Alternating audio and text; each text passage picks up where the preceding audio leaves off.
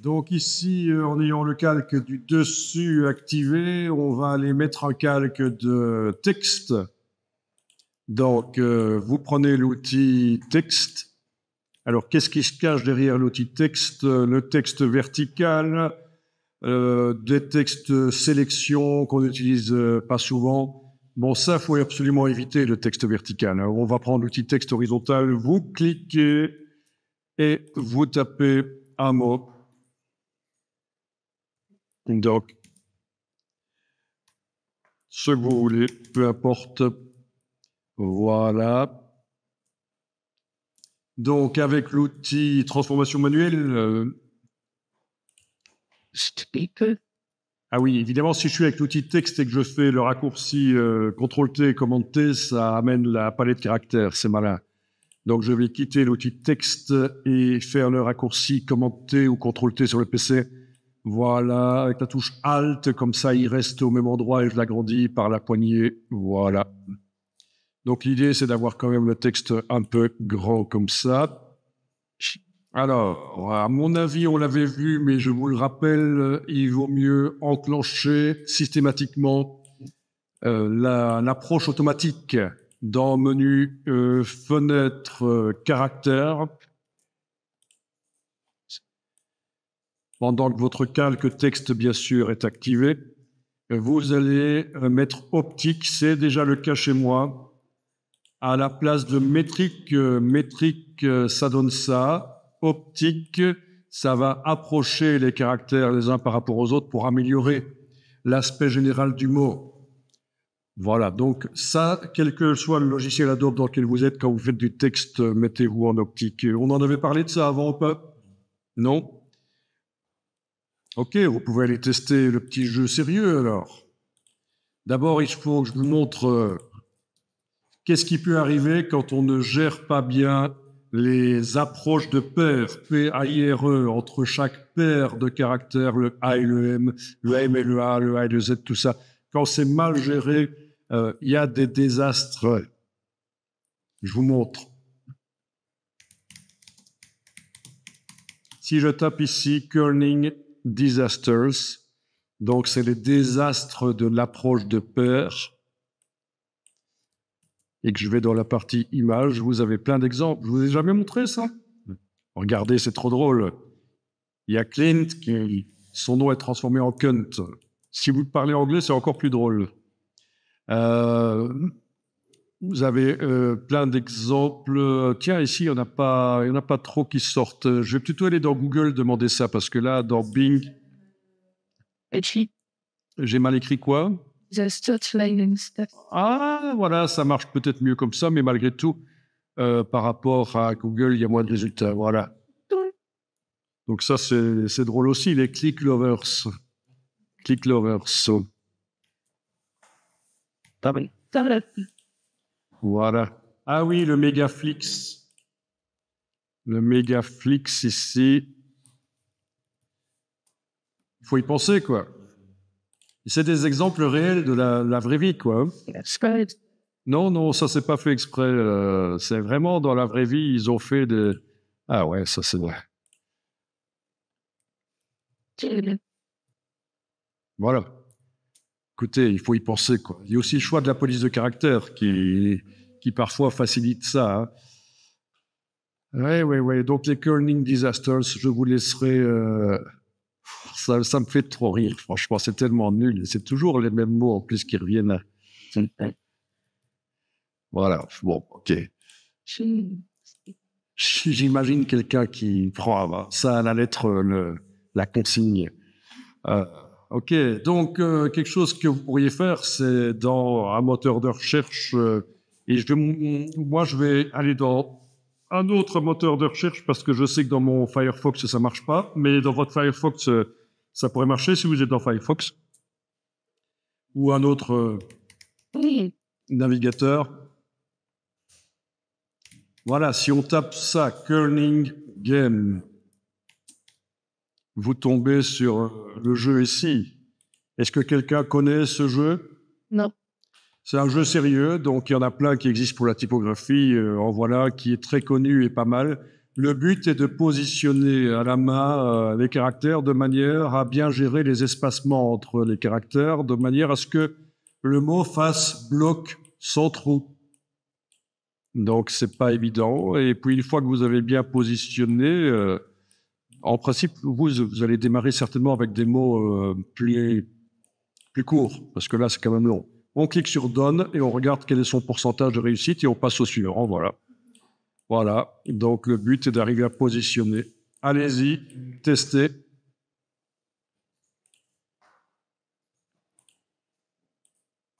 Speaker. Je suis complètement à côté de la plaque là. Donc ça fait partie du boulot du graphiste quand on a affaire à des mots qui sont assez grands, qui ont de l'importance là dans la mise en page. On peut très bien, dans le logiciel, Photoshop, Illustrator ou autre, aller prendre l'outil texte et cliquer entre deux caractères. Voilà. Et là, avec la palette caractères, faire un peu ce qu'on fait dans le logiciel. C'est aller modifier ici, voilà. Là. Aller modifier ici. OK, pour régler l'espace entre les deux caractères, là où vous avez inséré. Mais alors, c'est quand même plus pratique de faire comme ceci, en fait. C'est quand même plus pratique de faire comme ceci. C'est plutôt que d'aller chercher dans le menu, c'est de positionner le pointeur ici, appuyer et bouger de gauche à droite, en fait. Hein. C'est un curseur caché. Voilà. Donc, c'est l'idée, c'est de gérer correctement les approches. Voilà. Ah oui, si on enfonce la touche Alt, au lieu d'aller de 10 en 10, ça va de 1 en 1 et c'est un peu plus souple pour régler. Voilà, donc je mets par exemple entre le O et le N et avec la touche Alt, je joue là-dessus, voilà. Ah. Bon, c'est l'idée.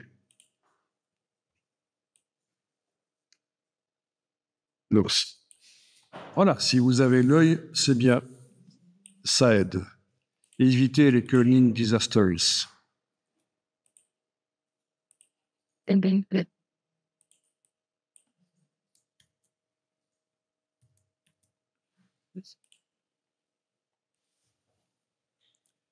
OK. Vous avez le texte en blanc. Enfin, bon, s'il n'est pas en blanc, vous avez l'outil texte, vous activez, vous avez la calque texte activée et là au-dessus, vous avez quelque chose qui vient en fait de la palette caractères. C'est la couleur du caractère. Menu fenêtre caractère, on va le retrouver, c'est là-bas en bas, voilà. Vous l'avez là, la couleur du caractère. Bon, essayez de mettre en blanc, c'est bien.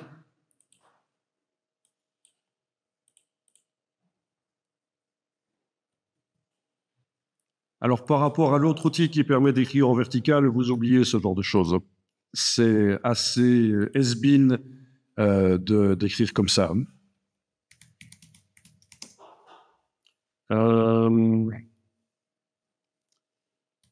Voyons un peu si j'arrive à vous trouver des exemples. Pour les restaurants, souvent, ça se voit encore, mais quand même de moins en moins.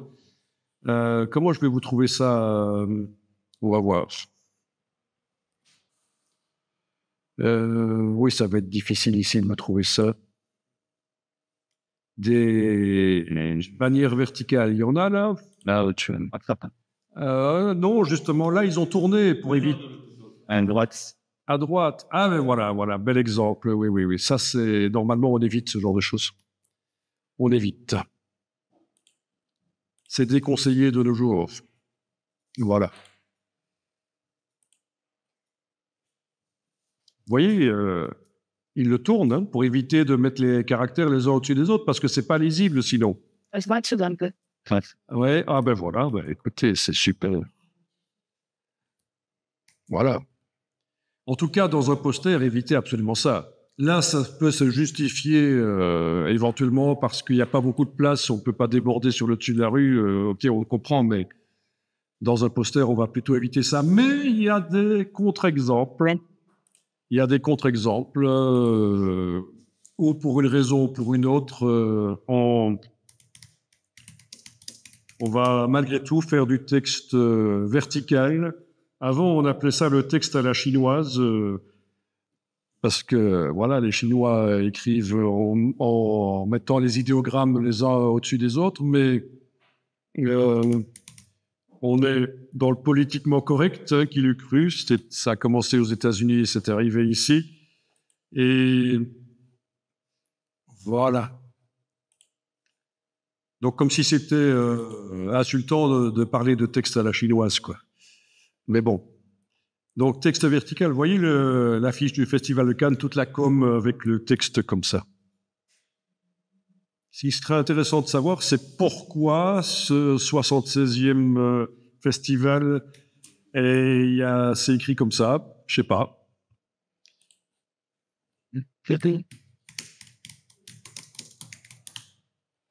Est-ce que le président du jury était d'origine asiatique? Je ne sais pas. Difficile. Vous avez une idée?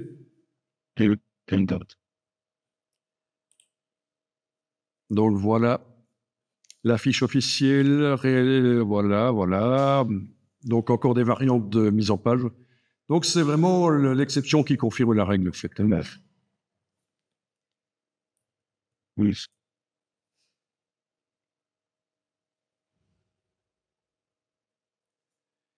Ok. Heartland Villa. Yes. Mais je serais curieux de creuser un peu pour voir pourquoi ils sont allés vers ça. Et en général, quand on fait quelque chose, il y a une raison. Il y a une raison. Quand on voit quelque chose de stupide, qui a l'air stupide, qui a l'air un peu décalé, c'est soit que c'est réellement stupide, soit qu'il y a un truc qu'on ne comprend pas. Voilà. Excellent. Hein? De la provocation. De la provocation, oui. Pour provoquer, oui. Il y a certainement des raisons, oui. Se démarquer, oui. Se démarquer. Se démarquer, oui.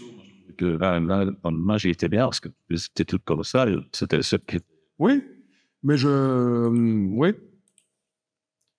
À mon avis, il y a quand même une raison. Oui.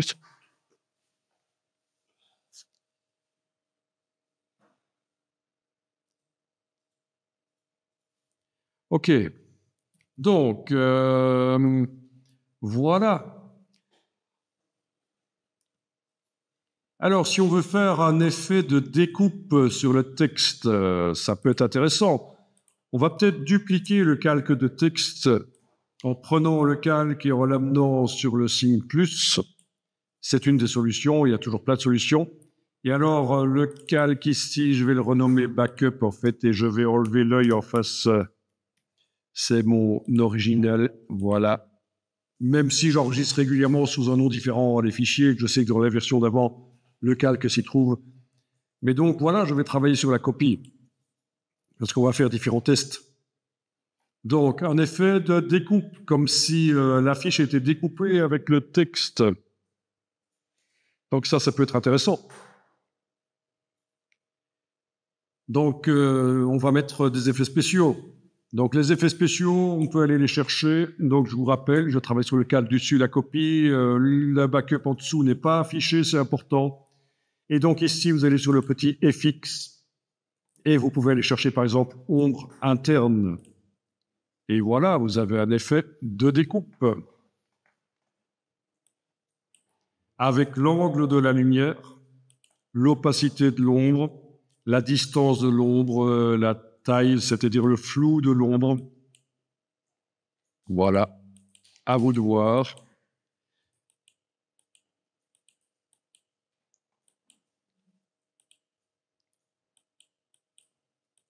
En général, 40% pour l'ombre, c'est pas mal. Mais alors, pour que ça donne davantage un effet de découpe, parce que là, on pourrait le confondre avec un effet de relief sur le texte, ça pourrait être un texte en espèce de de caoutchouc avec du relief. Donc, ce qui peut être intéressant, c'est de mettre sur le bord un contour. Alors, attention, pas le contour ici dans le biseautage estampage, mais le contour ici. Voilà. Contour. Voilà. Et alors, bien sûr, si on clique sur le mot contour, on a les paramètres du contour, dont notamment l'épaisseur et le fait est-ce qu'il est à l'intérieur du caractère ou à l'extérieur ou à cheval. Alors, si au niveau de la taille du contour, vous n'avez pas assez de souplesse, là, je veux dire, ça passe... n'arrivez pas à trouver exactement ce que vous cherchez, ben, il faudra multiplier les pixels dans l'image. Si vous multipliez par 4 le nombre de pixels dans l'image, ce sera 2 fois plus fin quand vous réglez ce genre de choses. C'est logique. Hein. Là, on est contraint par les limites de l'image. On voit les pixels, on voit clairement les pixels. OK, alors le contour je peux le mettre en couleur. Voilà, en couleur. Quelle couleur? Peut-être du gris. Voilà, peut-être comme ça. Ça fait un peu découpe papier. Découpe de papier, voilà. À voir. OK, OK. Donc, c'est juste un exemple. La couleur de l'ombre interne, ça peut aussi être modifié.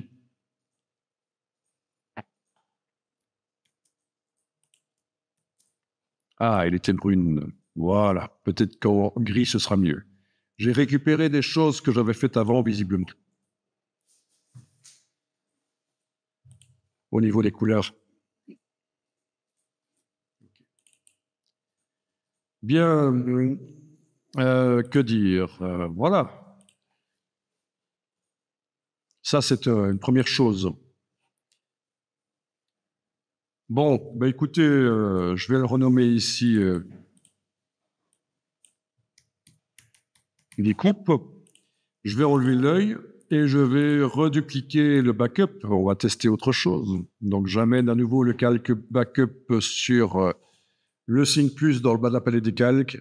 Je l'affiche. C'est le seul calque texte affiché. Et là, je vais le renommer. Et on va appeler ça Arch. Parce qu'on va tester un effet de Arch.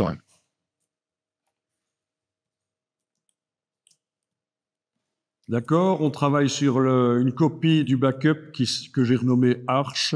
Le backup n'est pas affiché, l'autre calque découpe n'est pas affiché non plus. Et là, on va faire de la déformation, donc c'est-à-dire on va activer l'outil texte pendant que ce calque-là est activé, et puis il ne veut pas le faire. Pourquoi? Attendez, laissez-moi trouver pourquoi il ne veut pas le faire. J'en étais sûr. Il y a une raison pour laquelle il ne veut pas le faire. Est-ce que chez vous, ça fonctionne quand vous avez l'outil texte activé et que vous cliquez sur ceci? Non? OK, il y a une raison et il faut que je me souvienne pourquoi. Bon, c'est idiot, il faut le sélectionner comme ça, je pense. Voilà. Donc là, ça devient accessible. Donc, vous cliquez sur créer un texte déformé. Voilà. Vous avez ici la boîte de déformation et arc. Ça ressemble à ça.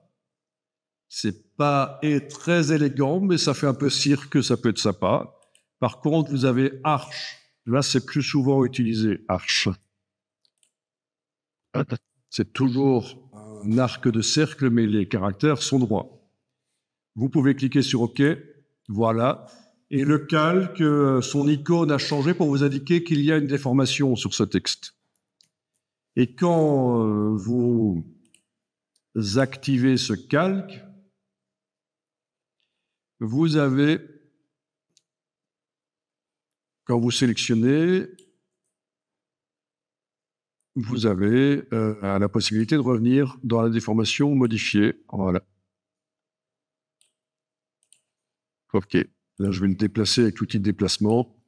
Donc, avec l'outil texte, quand on sélectionne et on revient là-dedans, on peut remodifier.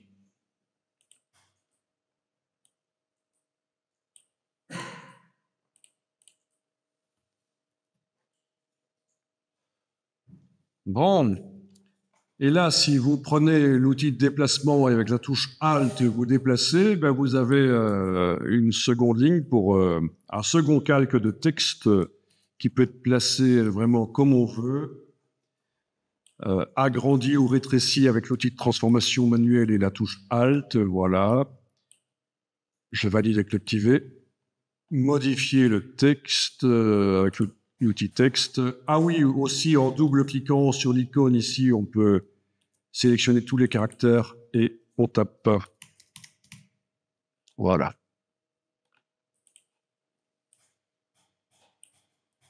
Voilà. Alors, faut peut-être modifier l'arche sur un des deux pour que, si on veut vraiment le bon espace entre les deux. Sinon, pas la même taille, il faut peut-être modifier l'arche et bon.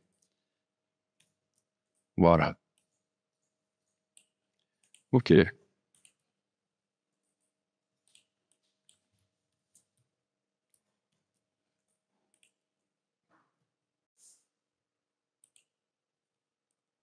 Alors,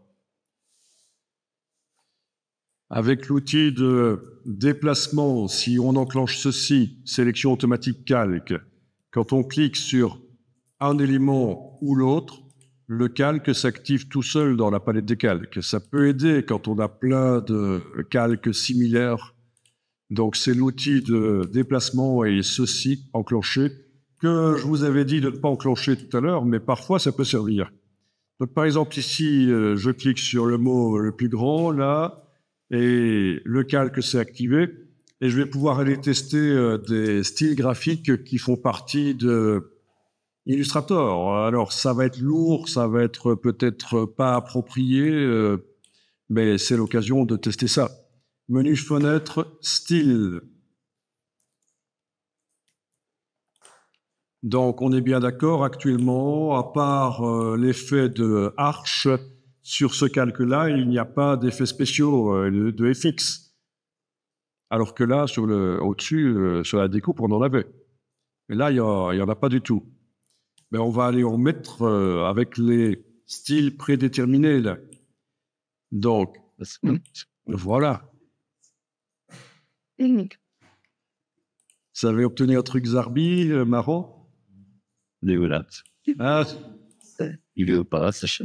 ah, le léopard, mais c'est adorable. Les léopards.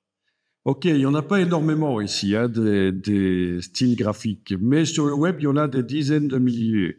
Ah tiens, style 2019, on a récupéré les styles de la version 2019 de Photoshop, et ils sont certainement encore plus horribles. Ok, ah tiens, on a du chrome ici, ouais. Ouais, du chrome.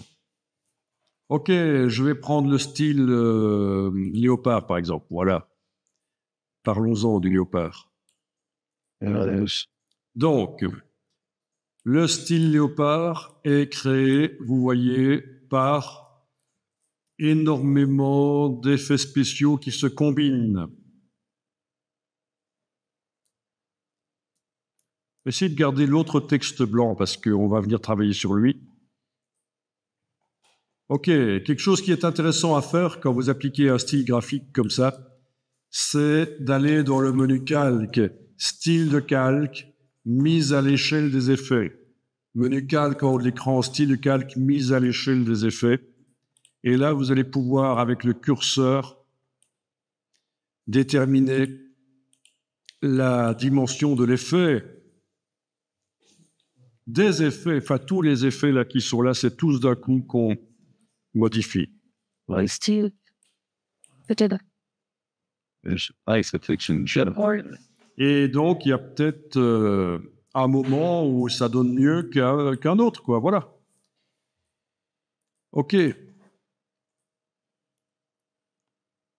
Alors, peut-être que le contour, là, qui est là, vous voyez, si j'enlève l'œil en face, il faisait partie du style léopard. C'est peut-être que le contour est devenu trop grand ou trop petit. On peut modifier, évidemment, on peut modifier ça en double-cliquant. Ça ouvre les effets, plus particulièrement le contour.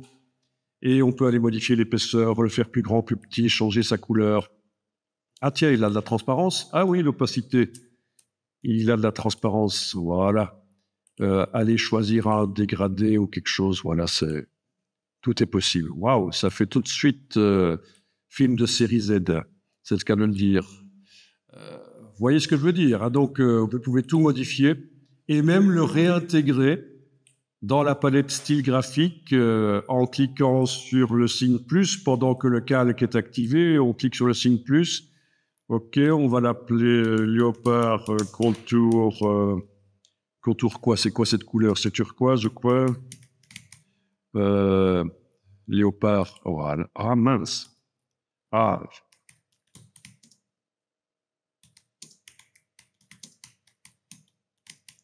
OK. OK, voilà. Et donc, il est là, récupérable, utilisable pour tout autre travaux Photoshop. Que dire? Ça pourrait être mis dans un dossier pour organiser les styles que vous faites vous-même, quoi, comme les autres dossiers, dans la palette style graphique, évidemment.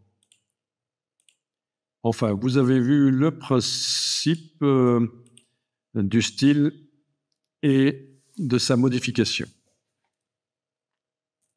OK. Mais alors, des styles, il y en a énormément sur le web. Donc, si on tape Download Photoshop Styles, ne le faites pas ici, mais je vous montre juste, hein, c'est qu'il y en a des dizaines de milliers. Mais voilà. Download Photoshop Styles. J'aurais pu ajouter free pour avoir des gratuits. Voilà, donc tout ça, c'est des styles Photoshop téléchargeables, peut-être gratuitement. Voilà, il y en a énormément, c'est par dizaines de milliers, et donc il vaut peut-être mieux, préciser. Déjà, je suis dans la partie image, parce que si je suis dans la partie rechercher, je vois pas grand-chose en fait. Donc je suis dans la partie image. Voilà. Par exemple, je veux de style années 60 psychédélique. Et je vais préciser que je veux ça pour du texte, parce que là, il me montre n'importe quoi. Voilà, donc ça, c'est du Photoshop.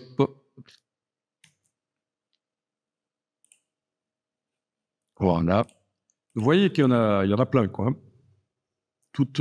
Plein de possibilités. Ça, c'est une fonte, c'est pas un style. Donc, faites gaffe à pas confondre. Hein. Il y a les fontes et puis il y a les styles.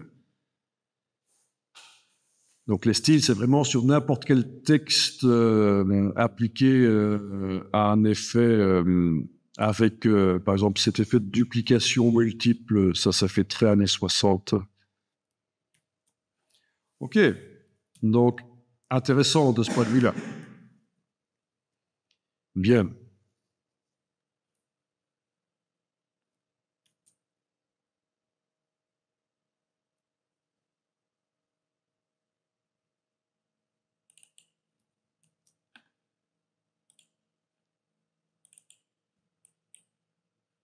OK. Vous voyez qu'on peut même modifier le dégradé par les styles. OK, donc, que dire? Donc, on va terminer rapidement avec cette histoire de poster qui nous a permis d'apprendre plein de choses. Donc, ça pourrait être un flyer aussi, hein, sans problème. On peut en faire un flyer. Tout ça, j'ai dit poster, mais c'est pour tout, ou une bannière, ou un affichage, une annonce, etc. Donc, je termine avec ceci. Donc, toujours avec l'outil de déplacement, la sélection automatique enclenchée, je clique là-dessus et le calque s'active pour le cas où je ne voudrais pas chercher où il est. Et là, je vais indiquer on va faire un contour éloigné. Voilà. Donc ça, celui du bas, là, on va tenter de faire un contour éloigné dessus. Donc, on ne va pas appliquer un style de la palette des styles, je la ferme. On va aller ajouter sur ce calque un contour. Donc, menu FX, contour. Voilà. Je suis dans la palette style de calque. OK, il y a un contour. On est bon? Non, je dis, on est bon. Rassurez-vous, on est bon. À l'extérieur, c'est pas mal, parce que s'il est à l'intérieur et qu'il est épais, il modifie la police, et ça, c'est très mauvais. Donc, le contour, il vaut mieux qu'il soit mis à l'extérieur. C'est l'idéal. Voilà. Donc, voyons. Je voudrais l'épaissir. Voilà. Et je voudrais que entre le contour là et le caractère, ce soit du transparent. Donc le contour est éloigné des caractères et entre le contour et les caractères, c'est du vide, c'est du transparent. Bon, alors on va tenter de faire ça, on va voir. Si je me souviens comment on fait ça. Dans Illustrator, c'est complètement différent de Photoshop, en fait, la gestion de ce genre de choses. Donc, vous allez cliquer sur le signe plus pour mettre un deuxième contour. Ce deuxième contour qui est au-dessus, vous allez lui donner éventuellement une couleur pour bien le différencier du premier contour. Voilà.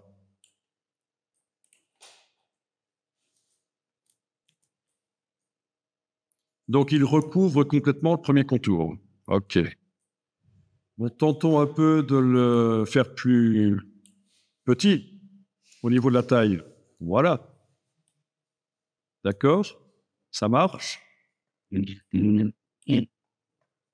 Amusant. Et c'est là qu'on va voir si ça marche ou pas.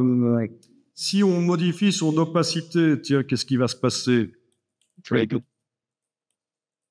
Ah, ça ne marche pas ici. C'est qu'il y avait une autre solution qui m'échappe là. Il faut que je me souvienne comment on faisait cette chose. En principe, je pensais que si on modifiait l'opacité, il allait faire un trou, mais il ne fait pas un trou, en fait. Il y a certainement une autre solution. Faut que je réfléchisse. Ou c'est parce qu'ils sont différents tous les deux, peut-être. Oui, non, pas du tout. C'est pas ça. Bon, ben voilà, c'est un bel exemple qu'on ne se souvient pas toujours comment les choses fonctionnent, en fait. Hein. C'est oui, comme le best. Oui, alors comment tu as fait?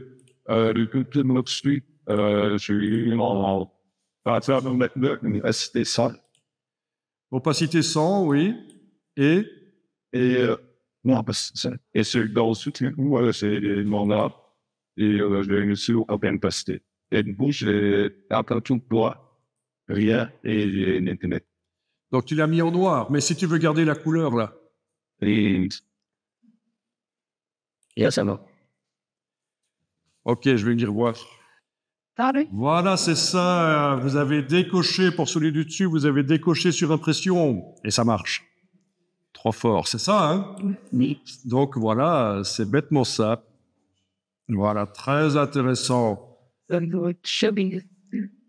Ah, comme quoi, on ne se souvient pas nécessairement de tout, mais c'est normal, c'est comme ça que ça marche, il y a tellement de choses.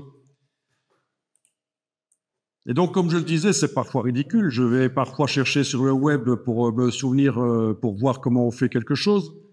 Et je tombe sur mes propres vidéos dans lesquelles je m'explique à moi-même comment on fait les choses. C'est idiot. Mais ben, voilà, c'est comme ça. Parfois des vidéos qui datent d'il y a 10 ans, mais bon. Enfin voilà, c'était juste pour montrer qu'on peut faire un effet comme ça.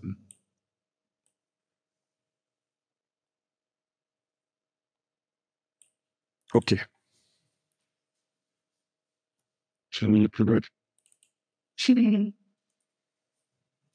OK. Monsieur Bénin. Bon, il y a plein de choses à faire. Il y a du relief de surface qui peut être fait. Il y a énormément de choses à faire avec ça. Mais là, je vais juste enregistrer. Voilà. Rien. Et quoi, tu finis. Parce que les deux pieds, tes tests, Rien ne vous empêche de retourner en bas et d'aller enlever l'œil en face des effets que vous aviez mis sur sur la ville. Peut-être que ça donne mieux sans l'effet, sans le filtre photo. Peut-être que ça donne mieux si c'est pas en noir et blanc. Enfin, voilà. Tout ça reste modifiable tant qu'on veut. Genre, double-clic sur le filtre noir et blanc. Je peux aller remodifier la manière dont le noir et blanc se fait. Voilà, donner peut-être un peu plus de contraste. Tout ça, c'est du cas par cas. Donc, la transformation de l'image couleur en noir et blanc grâce au filtre qui vous laisse déterminer à quel point chaque couleur intervient dans la création de l'image noir et blanc. Chaque couleur. Bon, ça ressemble très fort à ce qui se fait, les professionnels qui font de la photographie. Et vous savez comment ils font de la photographie noir et blanc, les professionnels? Ils vont utiliser des filtres devant l'objectif. Des filtres coquins. Mais attention comment vous écrivez coquin, si vous allez trouver des images bizarres sur le web. Si, je vous assure, il y en a. C'est-à-dire, on filtre, en fait, devant l'objectif, on met un porte-filtre avec un filtre. Et voilà, par exemple, un filtre comme ceci qui va filtrer certaines fréquences, certaines couleurs et en laisser passer d'autres. Et ça influence le rendu de l'image noir et blanc, en fait, qu'on fait avec l'appareil photo avec un film argentique noir et blanc ou l'appareil photo réglé en photo noir et blanc. Voilà. Mais de plus en plus, les gens qui font du noir et blanc photographient en couleur et en post-production, et ils décident dans Lightroom, Camera Raw ou d'autres logiciels de développement RAW ou Photoshop, ils décident à quel point chaque couleur de la scène intervient dans la création de l'image noir et blanc.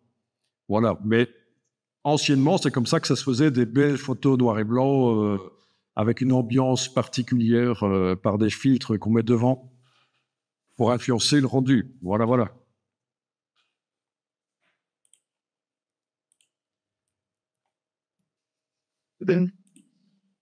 Voilà, quelque chose qui serait intéressant à faire, c'est le mélange entre les déchets trouvés sur le web ou générés par IA et le supermarché. Plus du texte. Donc ça, je vais vous le donner en travail à faire. C'est pas un truc énorme. En moins de 30 minutes, ça peut être fait sans problème. Donc je vais vous demander de faire ça pour la prochaine fois. Vous faites une fusion d'images entre une image de rayonnage, voilà, et une image avec des déchets, et vous mettez du texte. Voilà, un peu comme on vient de faire pour la ville et les arbres. Voilà, voilà. Il y a quand même quelque chose que je peux encore vous montrer ici sur l'image. Ah tiens, j'étais dans... Ah, ok, Photoshop Beta. Non, on ne veut pas la bêta ici. Plus en a. Voilà. Ok. Donc, il y a quand même quelque chose que je peux vous montrer ici. C'est le remplacement du contenu des objets dynamiques. Une fois que vous avez mis au point ce poster, il est tout à fait possible de sélectionner un décalque et de faire un clic droit, donc un décalque objet dynamique, et de faire un clic droit et demander dans le menu qui apparaît de remplacer le contenu. Remplacer le contenu. Voilà. Clic droit, remplacer le contenu. Et là, vous allez naviguer jusqu'à une autre image de ville, par exemple. Par exemple, celle qu'on a travaillée tout à l'heure, pourquoi pas.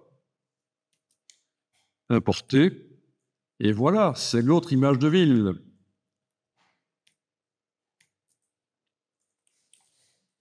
Je zoome en arrière parce que je subodore, en effet, quand je survole l'image que je viens d'amener est très grande. Si on fait édition, transformation manuelle, voilà, avec la touche Alt, je la redimensionne, voilà, je zoome, je la repositionne, etc. Voilà. Même chose pour le calque avec les arbres. Je clique droit, remplacer le contenu et je peux aller chercher d'autres arbres. Il n'y en avait pas beaucoup d'autres, en fait, alors que je vois un peu. Donc ça, c'est ceux que j'ai utilisés. Les autres arbres sont où là, voilà. Ouais. Voilà. Et même chose, transformation manuelle, repositionnement, redimensionnement. Voilà.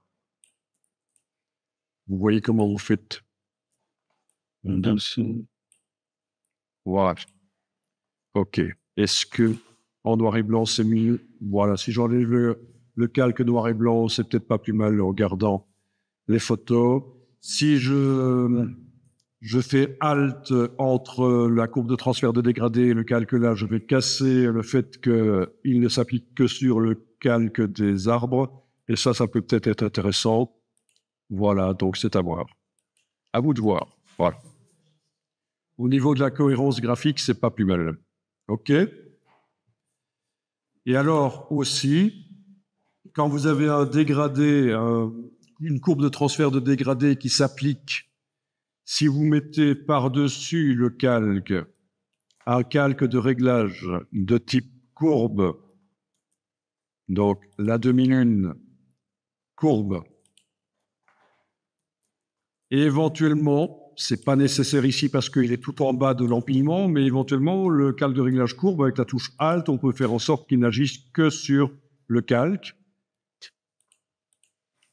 Et si on met un point, 2 points dans la courbe et qu'on bouge la courbe, ça influence forcément l'intensité lumineuse du calque d'en dessous et la manière dont la courbe de transfert de dégradé qui est plus au-dessus s'applique. Voilà. Intéressant. Là, vous avez vraiment pas mal de techniques Photoshop avec ça. OK, je vais enregistrer ça. Si ça a été trop vite pour que vous voyez, c'est dans la vidéo. Donc, le remplacement des contenus, le remplacement des contenus, le fait de mettre un calque de réglage par-dessus. On pourrait le faire aussi ici, voilà. Au-dessus de celui-là, je recommence le processus. Hein, je vais au-dessus de celui-là, les arbres, je vais aller mettre un calque de réglage de type courbe. Dans le réglage de courbe, je vais aller mettre un point et puis un deuxième, et puis je les bouge l'un par rapport à l'autre. C'est le contraste c'est le contraste qui agit sur, dans ce cas-là, il faudrait peut-être, parce qu'il agit sur tout ce qui est en dessous, il faudrait peut-être que je fasse Alt, clic, pour qu'il n'agisse que là-dessus. Voilà.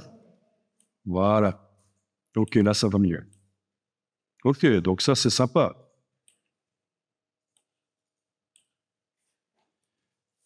Donc, au niveau des possibilités, c'est énorme. Énorme.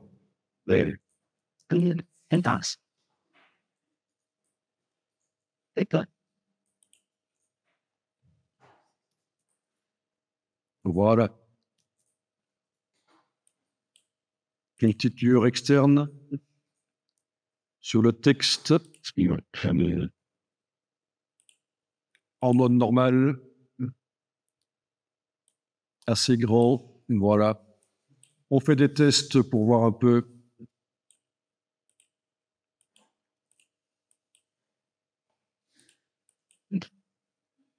Voilà. OK. Ça, c'est l'allure externe que je viens d'ajouter. OK.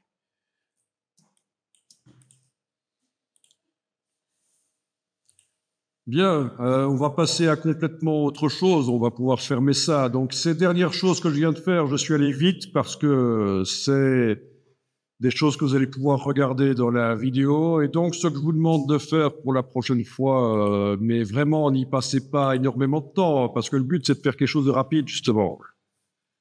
Ce que vous allez pouvoir faire, c'est prendre les déchets, prendre les rayonnages, faire la fusion, faire un flyer, un poster, peu importe, et mettre du texte. Et alors, oh wow, je suis encore dans la version bêta. Allez, va-t'en. OK. Et figurez-vous que j'ai encore un truc à vous dire. Ça va mal, ça. Quand vous faites du texte dans Photoshop, si c'est pour être affiché sur un écran, il n'y a pas de problème. Mais si c'est pour être imprimé, il y a des gens qui vont vous dire ne faites jamais du texte dans Photoshop parce que c'est flou, c'est des pixels. Vous avez déjà entendu ça peut-être? Donc c'est faux en fait. Si quelqu'un vous dit ne faites jamais du texte dans Photoshop parce que c'est flou, c'est des pixels, voilà, quand on zoome, c'est des pixels, c'est pas net quand on imprime. Voilà la solution, voilà l'astuce. Allez-y. Enfin, allez-y, ou regardez. Vous pouvez tester ou regarder. Je fais fichier enregistrer sous et à la place du format Photoshop, je choisis le Photoshop PDF.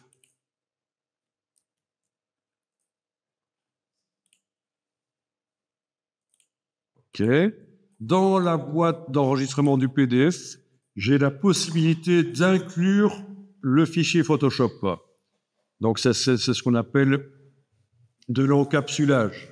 C'est-à-dire que le PDF sera lisible sur tous nos lecteurs de PDF Acrobat imprimables. Et si je laisse ça coché, je pourrais même l'ouvrir dans Photoshop et ce sera tout à fait comme si c'était un fichier Photoshop, tous les calques, il n'y a aucune différence. Sauf qu'il sera extrêmement lourd si je laisse ça coché. Et aussi, si je refile le PDF à quelqu'un pour l'imprimer, il va pouvoir ouvrir ça dans Photoshop et peut-être utiliser ce que j'ai fait ou le modifier, faire des gaffes. Donc, dans ce cas-là, si c'est juste un PDF pour imprimer, je décoche conserver les fonctions d'édition. Mais bon, pour la démonstration que je suis en train de faire ici, à propos des polices de caractères qui peuvent être nettes, ça n'a aucune importance que le fichier Photoshop soit à l'intérieur ou pas. L'essentiel, c'est de l'enregistrer en PDF. Voilà. Et alors, quand vous ouvrez le PDF dans un lecteur de PDF, notamment Acrobat, clic droit, ouvrir avec Acrobat, par exemple Acrobat Reader qui est gratuit, ouvrir avec Acrobat Reader qui est tout à fait gratuit. Mais sinon, si vous avez la suite Adobe, vous avez Acrobat complet qui propose plein de choses supplémentaires. Mais sinon, ici, je me mets à la place de quelqu'un qui n'a pas la suite Adobe et qui doit imprimer ça, un imprimeur. J'ouvre ça avec Acrobat Reader.